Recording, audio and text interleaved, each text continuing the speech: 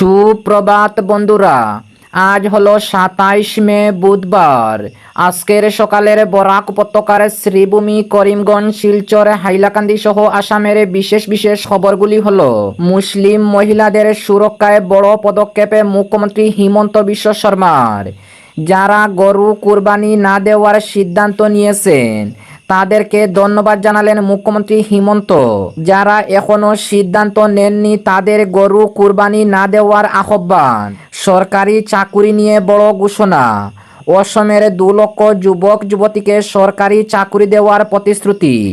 বিস্তারিত থাকবে প্রতিবেদনে। পুলিশের নাম ব্যবহার করে সামাজিক মাধ্যমে ভুয়া নকল অ্যাকাউন্ট খুলে প্রতারণার অভিযোগে আটক এক ব্যক্তি। বাগাবাজারে তীব্র যানজট, চরম দুর্ভোগে সাধারণ মানুষ।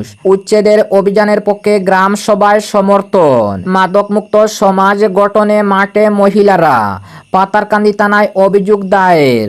এবং বকরি ঈদে ছাগল ও কুরবানি দেওয়া যাবে না। ঈদের আগে মুম্বইতে দুন্দুমার। পাল্টা শুকর নিয়ে এলো হিন্দুত্ববাদী দল।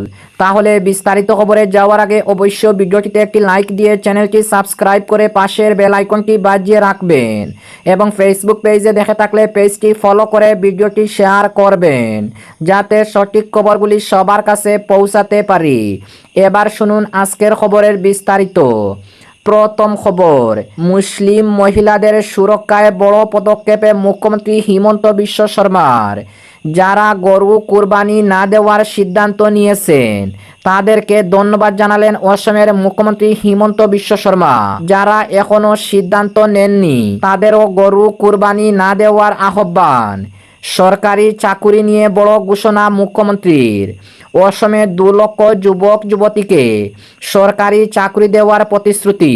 রাজ্য বিধানসভায় রাজ্যপালের ভাষণের উপরে ধন্যবাদের প্রস্তাবের আলোচনায় মুখ্যমন্ত্রী ডক্টর হিমন্ত বিশ্ব শর্মা উন্নয়ন, সম্প্রীতি, শিল্পায়ন এবং আত্মনির্ভর অসম গড়ার লক্ষ্যে আগামী 5 বছরের রোডম্যাপ তুলে ধরেছে।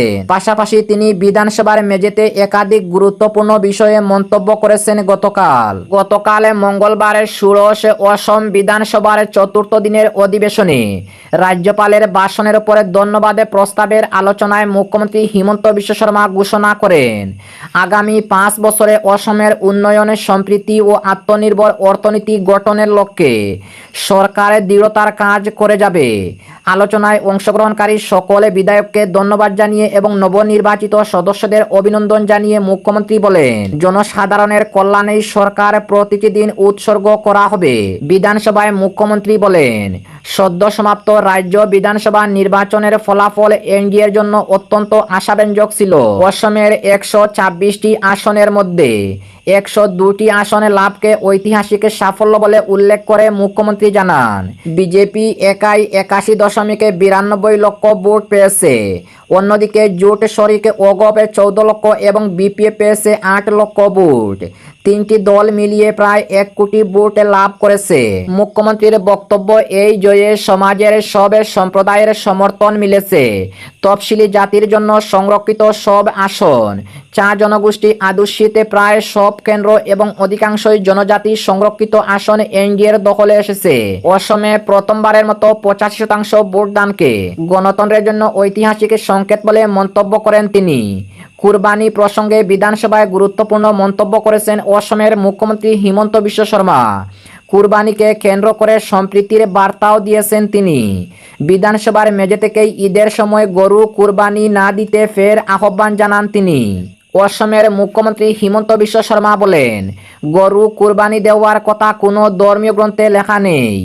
এবছর বহু সংখ্যালঘু আদর্শিত এলাকায় স্থানীয়ভাবে সম্মিলিত সিদ্ধান্ত নিয়ে গরু কুরবানি থেকে বিরত থাকার পদক্ষেপ নেওয়া হয়েছে।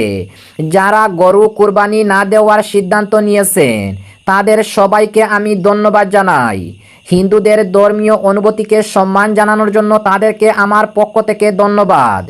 এই সিদ্ধান্ত অসমের শান্তি ও সম্প্রীতিকে আরও সুদৃঢ় করবে। যারা এখনও সিদ্ধান্ত নেননি তাদেরও গরু কুরবানি না দেওয়ার আহ্বান জানান অসমের মুখ্যমন্ত্রী হিমন্ত বিশ্ব শর্মা।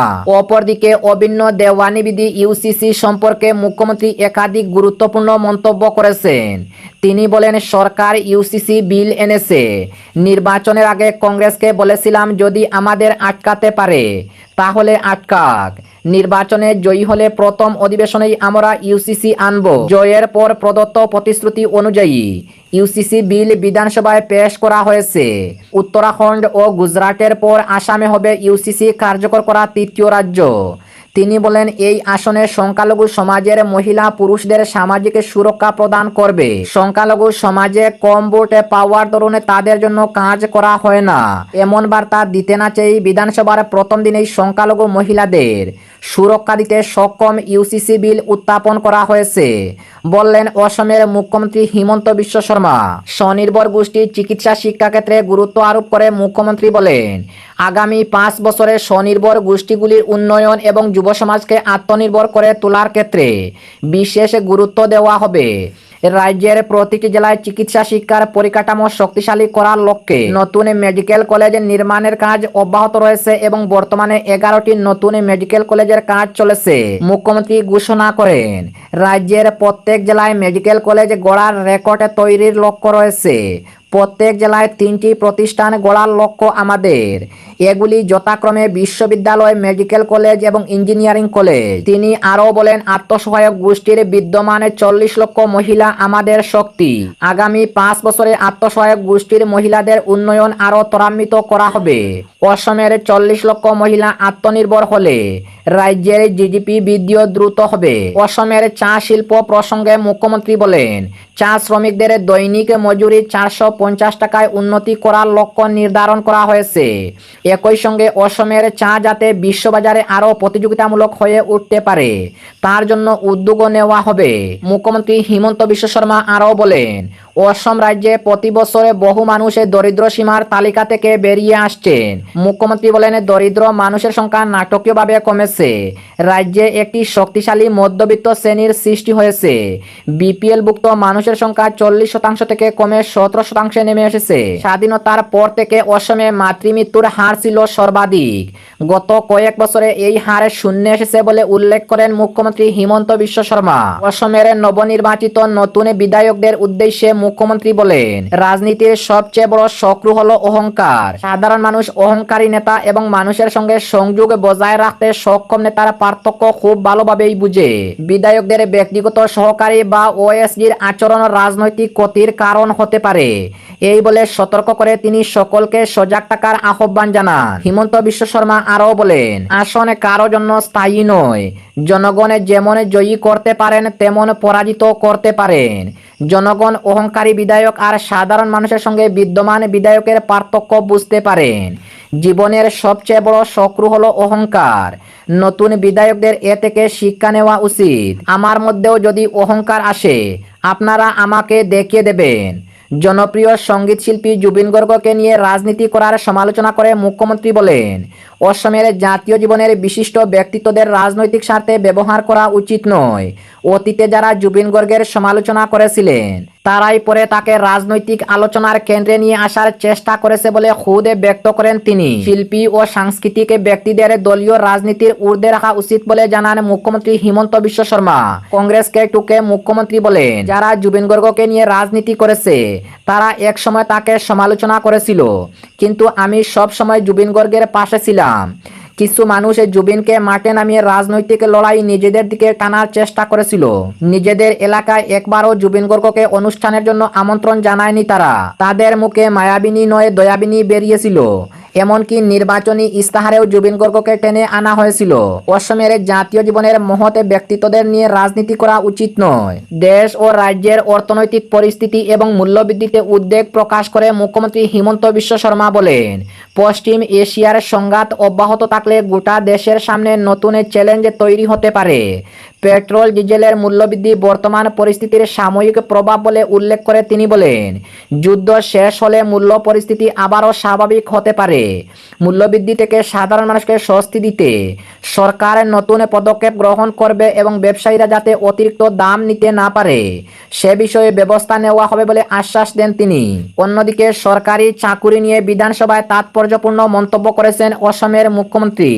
তিনি ফের 2 লক্ষ যুবক যুবতীকে সরকারি চাকরি দেওয়ার প্রতিশ্রুতি দিয়েছেন। অপরদিকে পুলিশের নাম ব্যবহার করে সামাজিক মাধ্যমে ভুয়ো নকল অ্যাকাউন্ট খুলে প্রতারণার অভিযোগে আটক এক ব্যক্তি। মেঘালয় পুলিশের এক আধিকারিকের নাম ব্যবহার করে ভুয়া নকল সোশ্যাল মিডিয়া অ্যাকাউন্ট খুলে সাধারণ মানুষকে অনলাইনে প্রতারণার অভিযোগে রাজস্থানের এক ব্যক্তিকে গ্রেফতার করেছে রিবুই জেলা পুলিশ। ধৃত ব্যক্তির নামে জাহুল আলী। তিনি রাজস্থানের আলওয়ার জেলার কাকরালি মেও গ্রামের বাসিন্দা। রিবুই পুলিশের দীর্ঘ তদন্তের পর গত 23 মে জয়পুর থেকে গ্রেফতার করা হয়। পুলিশ সূত্রে জানা গেছে, সোশ্যাল মিডিয়ার মাধ্যমে প্রতারণার শিকার হওয়া কয়েকজন ব্যক্তি থানায় অভিযোগ দায়ের করার পর বিষয়টি সামনে আসে পুলিশের। অভিযোগের ভিত্তিতে ভারতীয় ন্যায় সংহিতা এবং তথ্য প্রযুক্তি আইনের একাধিক ধারায় মামলা রুজু করে তদন্ত শুরু করেছে পুলিশ। পুলিশের তদন্তে উঠে আসে অভিযুক্ত ব্যক্তি মেঘালয়ের ওয়েস্টার্ন রেঞ্জের ডেপুটি ইন্সপেক্টর জেনারেল ডিআইজি ও পুলিশ এর নাম ব্যবহার করে ভুয়ো সোশ্যাল মিডিয়া অ্যাকাউন্ট তৈরি করেছিল। ওই ভুয়া পরিচয়ের মাধ্যমে সাধারণ মানুষের কাছ থেকে অর্থ হাতিয়ে নেওয়ার চেষ্টা চালানো হচ্ছিল বলে অভিযোগ। এই ঘটনার সঙ্গে আর কেউ জড়িত রয়েছে কিনা তাও খতিয়ে দেখছে পুলিশ। তদন্ত এখনও অব্যাহত রয়েছে বলে জানিয়েছে সংশ্লিষ্ট পুলিশ আধিকারিকরা। অপরদিকে বাগাবাজারে তীব্র যানজট, চরম দুর্ভোগে সাধারণ মানুষ। উচ্ছেদের অভিযানের পক্ষে গ্রাম সভায় সমর্থন।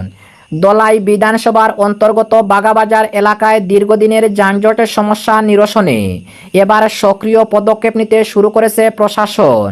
306 নম্বরের শিলচর আইজলে জাতীয় সড়কের বাগাবাজার অংশে ফুটপাত ও রাস্তা দখলমুক্ত করতে মঙ্গলবার শিলচরের সুনাই সার্কেল অফিসার, পুলিশ প্রশাসন ও বাগাবাজারের গ্রাম পঞ্চায়েত প্রতিনিধিদের সঙ্গে নিয়ে অভিযান চালান।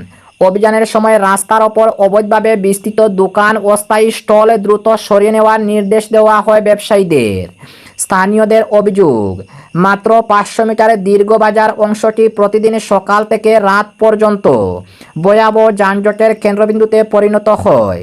বাজারের বহু ব্যবসায়িক প্রতিষ্ঠান ধীরে ধীরে ফুটপাত ও রাস্তার অংশ দখল করে নেওয়ায় যান চলাচলের পথে সংকুচিত হয়ে পড়েছে। পাশাপাশি ক্ষুদ্র বিক্রেতাদের সড়কের উপর বসতে দেওয়া হচ্ছে বলে অভিযোগ, যার ফলে যানবাহন পার্কিংয়ের নির্দিষ্ট ব্যবস্থা না থাকায় জাতীয় সড়কের উপরেই গাড়ি দাঁড় করাতে বাধ্য হচ্ছেন চালকরা। এছাড়াও বাজার এলাকায় অন্তত 10টি অবৈধ অটো ও ট্রাভেলার স্ট্যান্ড গড়ে ওঠায় পরিস্থিতি আরও জটিল হয়ে উঠেছে।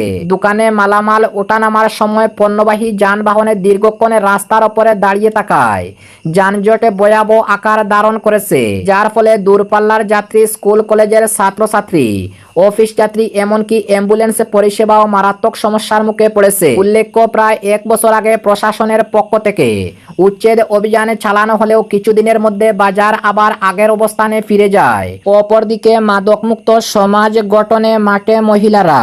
পাতারকান্দি থানায় অভিযোগ দায়ের। মাদকমুক্ত সমাজ গড়ার দাবিতে এবার সরব হলেন পাতারকান্দি থানাধীন বৃহত্তর কানাইবাজার এলাকার মহিলারা। যুব সমাজকে নেশার করাল গ্রাস থেকে রক্ষা করতে মঙ্গলবার শতাধিক মহিলা একত্রিত হয়ে পাতারকান্দি থানায় গণ অভিযোগ দায়ের করেন এবং থানার ওসির হাতে একটি বিস্তারিত স্মারকপত্র তুলে দেন। এদিনের ঘটনাকে কেন্দ্র করে এলাকায় ব্যাপক চাঞ্চল্যের সৃষ্টি হয়েছে। এবং আজকের শেষ খবরটি, বকরি ঈদে ছাগল কুরবানি দেওয়া যাবে না। ঈদের আগে মুম্বইতে দুমদুমার। পাল্টা শুকর নিয়ে এলো হিন্দুত্ববাদী দল। বকরি ঈদের আগে কুরবানির জন্য আনা ছাগলকে কেন্দ্র করে উত্তেজনা ছড়ালো মুম্বইয়ের একটি আবাসনে। পরিস্থিতি আরও উত্তপ্ত হয়ে ওঠে যখন সেখানে শুকর নিয়ে প্রবেশ করে হিন্দুত্ববাদী সংগঠনের কয়েকজন সদস্য। দুপক্ষের হাতাহাতিতে আহত হয়েছেন বেশ কয়েকজন।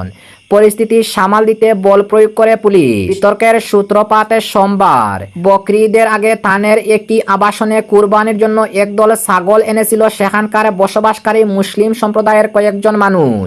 শুধু তাই নয়, পশু রাখার জন্য আবাসনে অস্থায়ী একটি চালাও নির্মাণ করা হয় বলে অভিযোগ।